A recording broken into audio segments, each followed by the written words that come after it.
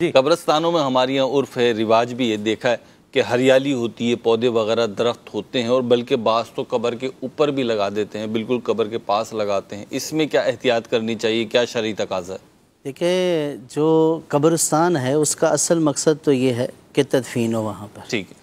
अब जो कब्रिस्तान में रास्ते होते हैं, यानी जो डेवलप कब्रिस्तान है वहाँ बाकायदा रास्ते होते हैं, तो रास्तों की साइडों पर पौधे आम तौर पर लगाए जाते हैं जी।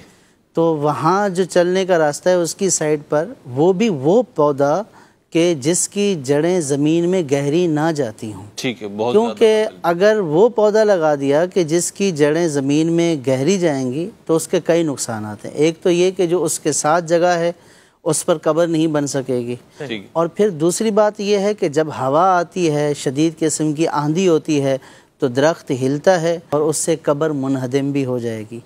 और तीसरा ये कि कब्रिस्तान में लगाना, यानी कि इससे हट कर, यानी बड़ा दरख्त लगा देना, जगह अगरचे खाली पड़ी है तो जिस मकसद के लिए वक्फ हुई है जगह उसको उसके मकसद से हटाना है। तो लिहाजा ऐसी जगहों पर भी वहाँ पर लगाए जाएं, जैसे या तो बाहर, जैसे दीवार से बाहर लगा दिए जाएं, और या फिर ये है कि बिल्कुल छोटे पौधे वो लगा दिए जाएं। अच्छा, कब्रों के ऊपर जो आमतौर पर लगाते हैं ना, वो घास होती है, ये छोटा सा पौधा होता है, यानी उसकी जड़ें गहरी नहीं होती। ऐसा ही जी, बिल्कुल। इसलिए अगर किसी कब्रिस्तान में अगर आपने अपने किसी मरहूम की कब्र के साथ लगाना है तो याद रखिए कि वो जगह आपकी अपनी नहीं है, कि अब आप जो है वो यहाँ पे पौधे लगा रहे हैं और लोगों को जगह ही नहीं मिल रही है। तो इस बात का लिहाज रखें।